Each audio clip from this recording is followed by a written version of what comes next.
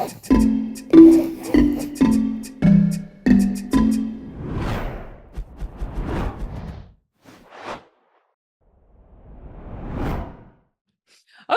so one of the Caroline poets, John Donne, had quite a life. He was a clergyman for a while. There was a whole scandal with one of his business associates, much like a young daughter that he ended up marrying.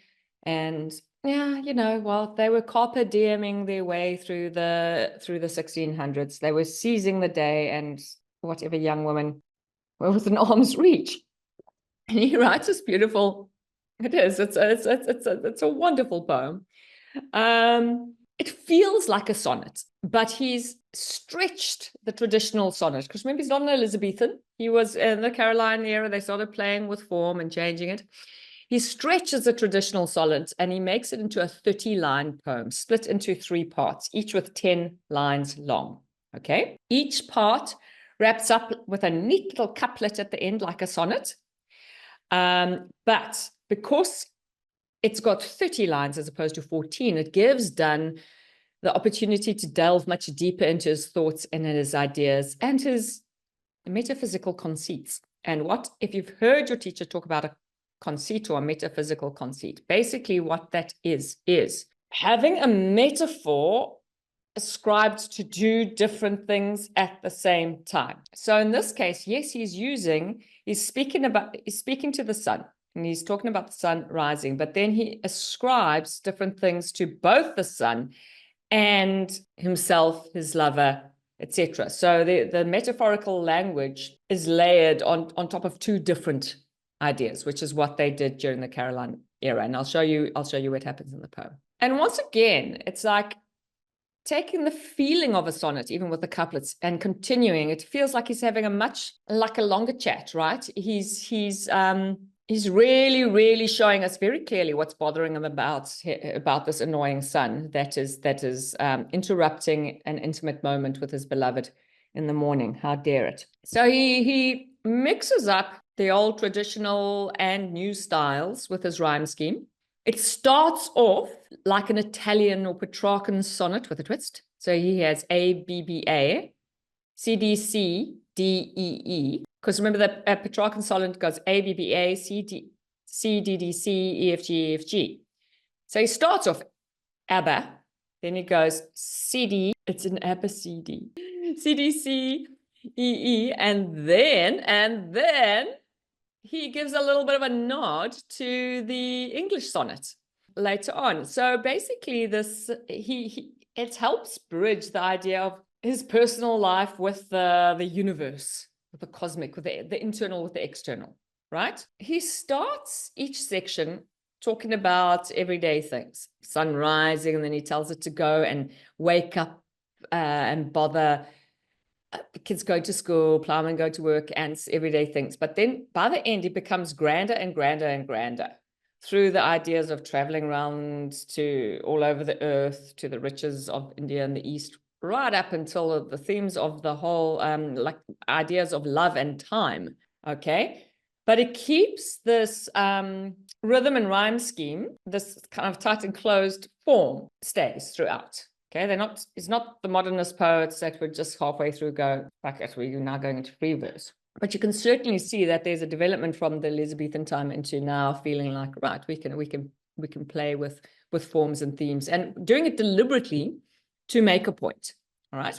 If you look at him starting with the Petrarchan sonnet is a much older sonnet style than the Elizabethan. Okay, it was around for a few hundred years before the Elizabethan style. So he is referring to the sun as being old in comparison to him and his lover being, youthful and horny. And their whole universe is the new universe. It's all within the room. The meter is iambic pentameter. Well, as I said yesterday, you can have a quadrometer, bum, bum, bum, bum, bum, bum, bum, bum, or you have a pentameter, 5 feet.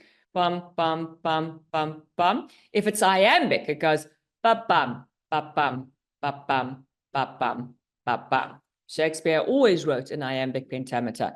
My mistress' eyes are nothing like the sun. To me, fair friend, thou ne'er shall be old, right? As does done. So that's also the meter of traditional sonnets, but it gives shorter lines here and there. 1 and 2 are shorter, and 5 and 6 of each of the stanzas are, and you'll see them indented. Okay, so the shorter lines, it's not just randomly shorter. They say very important bits for him. Okay, so when he's really questioning the sun or scoffing at the authority, and he uses the shortening and varying of the rhythm to emphasize, to make them stand out. He also keeps the reader on their toes with this, right? So he has, if you want to get fancy, iambic, dimeter, sorry, like line 2, why dost thou thus, and tetrameter, so saucy, pedantic wretch, go try. What else does he do with rhythm and rhyme scheme? I think that's all that's important to it. Let's jump in. Let us jump in. Okay, so right from the start, when he starts off with busy old fool, unruly sun, we know that he's going to play, he's going to use personification. So let me read through it, and then we will unpick it. Okay, and it reads like a dramatic monologue where somebody is addressing the sun in a very rude, disparaging way. They're annoyed with it.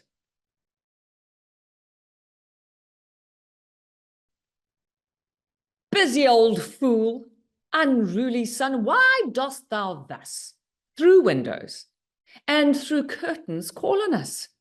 Must to thy motions lovers' seasons run? Saucy, pedantic wretch, go chide late schoolboys and sour apprentices.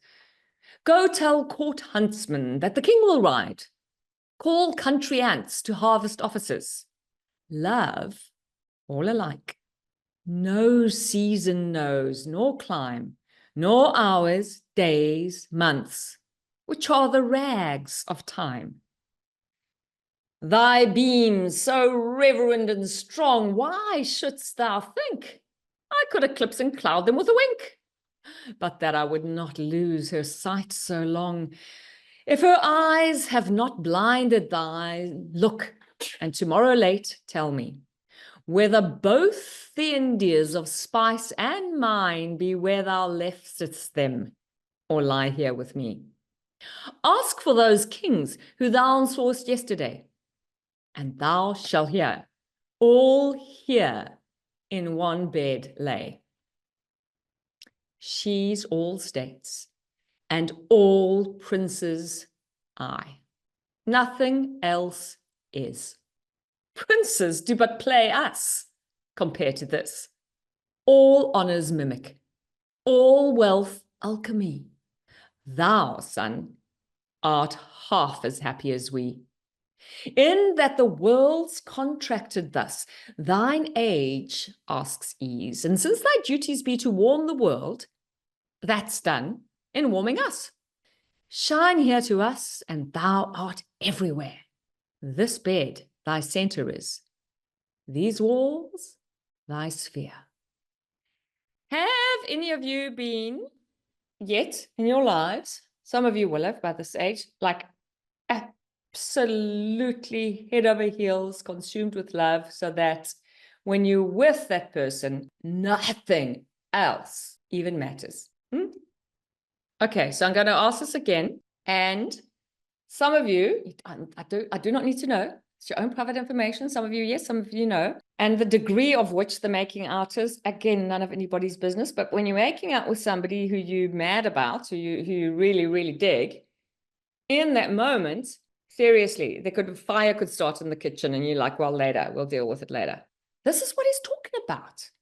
Okay, they have had a night of passion, probably haven't slept, or woke up before sunrise, and they just want to stay there in each other's arms the whole day. They are in that stage of the romance. Okay, it's like, oh no, man, go away, son, get out of here. And seriously, actually, nothing else matters, because like in John Donne's case, it would have been women who he's with and I are more important than anything else, more happy than anything else, and our glow radiates. It's like the whole world is actually in this room right now. We are more important than any kings, princes, whatever, and he tells us on that. So obviously, personification is important in this. He refers to the sun as unruly and a busy old fool. The sun is calling to the narrator through windows and through curtains, okay, which is what the sun does. I mean, it arises and it shines through the edges of curtains. So then the calling that he's saying, why call on us? It's simply the narrator and whoever they are with noticing that it's morning. And then he goes into a list of all the other things that the sun could be doing, right?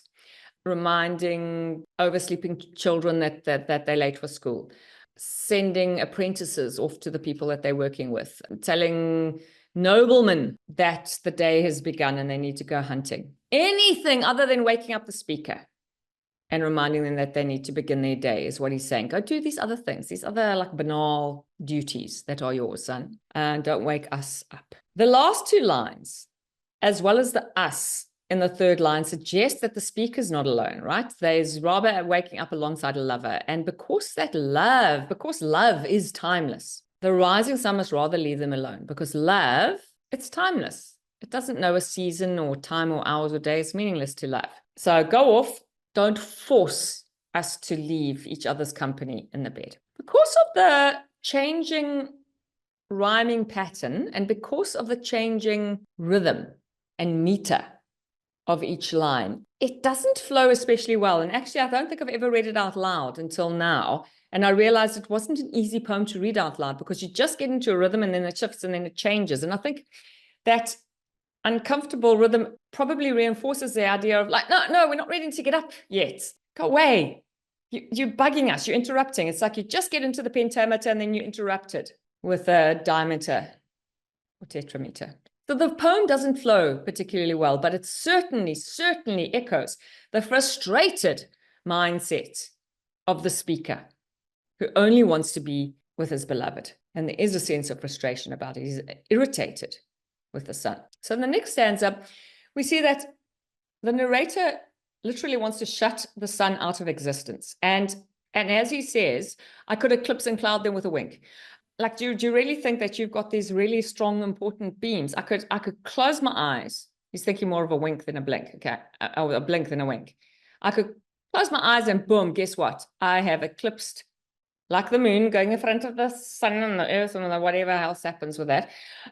He is blocking out the sun's rays. And he said, no, I could do that, except I don't want to lose sight of my beloved for so long. He wants to gaze at her without blinking. Because now that the speaker can see the person that they spent the night with, they can't tear his eyes away from her. In the darkness, okay, could have his eyes closed, but now that the sun is lighting, you can see her. Doesn't want to blink and not see her. But gradually, they're having to accept the fact that the sun is rising, right?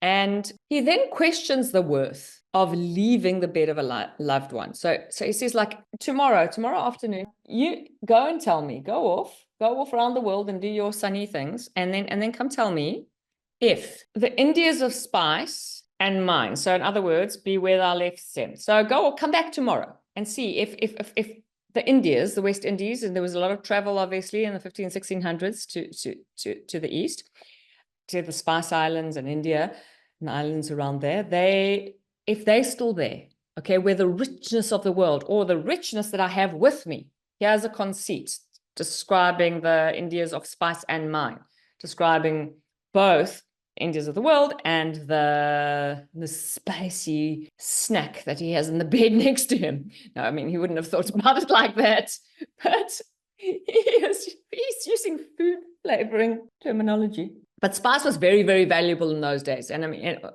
the food must have tasted shit, and there was no refrigeration. So like it was valuable. Okay. So tell me if the Indians of spice are there or whether they lie here with me. So which is more valuable? Which is more valuable? All the treasures of the East or what I have here with me? And there seems to be a suggestion that whether they leave their bed or not, everything in the world will just run exactly as it's supposed to. Okay? So, I mean, they could go on and check on something, which in this moment of their time is actually meaningless, but they could stay there with each other. Ask for those kings who thou sawest yesterday and thou shalt hear all here in one bed laid. So he's now starting to compare their love and what they have to, firstly, to the richness of India and the spices, now to kings. Okay. In other words, we are royal. He's elevated their status to that of kings. And goes on with that royal imagery to say, she's all states and all princes' eyes. So referencing India and all the places around the world, she's all that metaphor. She's, to me, she is, right? And all princes' eye. So why do we care about traveling around the globe with your son, or being kings and queens and that? Because actually, we're not just one king or one state. She's all of them and all princes' eye. That's just emphasizing how being in this moment, this intimate moment with his beloved, and the love that they share in this moment, feels more valuable, more high status, more important than anything on earth. Honor, rank, wealth become meaningless. Princes seem poor. And he says, princes do but play us. In other words, princes are pretending to be us. They're mimicking us. It's like when somebody says, oh, you look like Taylor Swift. And they go, Taylor Swift looks like me. He's doing that, right? And then alchemy is when there's a process of turning stone into gold. So in other words, we can turn anything into riches, into wealth with our love. He then turns to address the sun again in the last sextet, and with thou, son, art half as happy as we, in that the world's contracted thus, because the world is made this way. You're only half as happy as we are. And then he seems to get quite sweet to the sun, okay? Where he was utterly rude in stanza 1. Now he's going, you're old, so you need to take a rest. Thine age asks ease. And since our duties be to warm the world, that's done in warming us. And so you know what, son? Your job is to warm the world. But because we are the world, if you warm us, you don't have to go anywhere else, right? So the narrator's universe, the speaker's universe, consists basically of 2 people and 1 room only. And the bed is the center of the universe. So when the room is warmed, the whole of the world to them is warmed. This bed, thy center, these walls, thy sphere. Okay, so he's really taking, and you can't follow the logic of the arguments of the metaphysical poets, because it is a metaphor on a metaphor, and now we're referring to 2 things at once. What you have to focus on is the theme and the ideas, right? And the idea is that when this person, I suppose he's talking about universal theme, when people are in the flush and blush and heat of romantic love and with each other intimately in bed, when they wake up like that, they don't want to separate from that. They don't want to. They don't want to be interrupted. Going to work, going to school, all of that stuff seems utterly mundane and meaningless because of the intense feeling that they feel with each other in this space at that time. Okie dokes.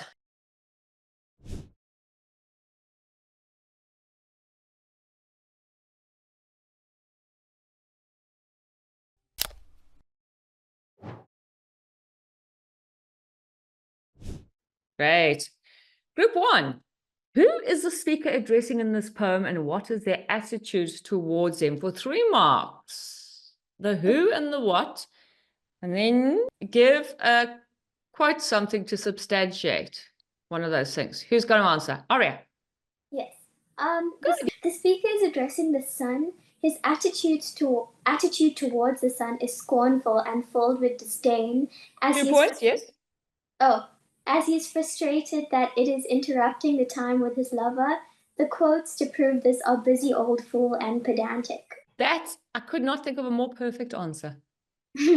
Beautiful. What is the significance of the title, The Sun Rising? Let's hear from somebody in group 2. Good afternoon, ma'am. The sun is personified and is mentioned before the verb rising to emphasize its importance, to emphasize the importance of its presence rather than its action. And we said that the title was in present continuous to emphasize how the sun is moving and time is running out. which is juxtaposed with their love, which is all alike and never changing. Good. He is, in true metaphysical form, also using the sun as a metaphor for their love that is rising, and the way their love can overshadow and diminish the importance of the physical world.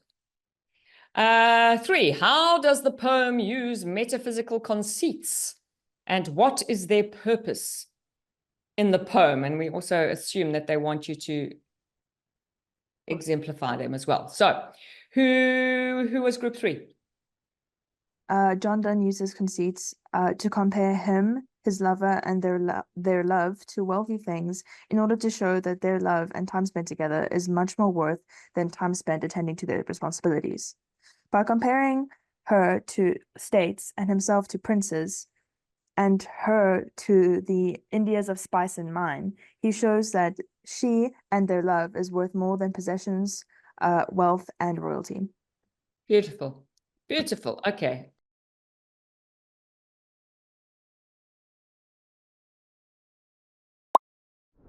Please click subscribe. It's free. And for more content in this section, click on the playlist.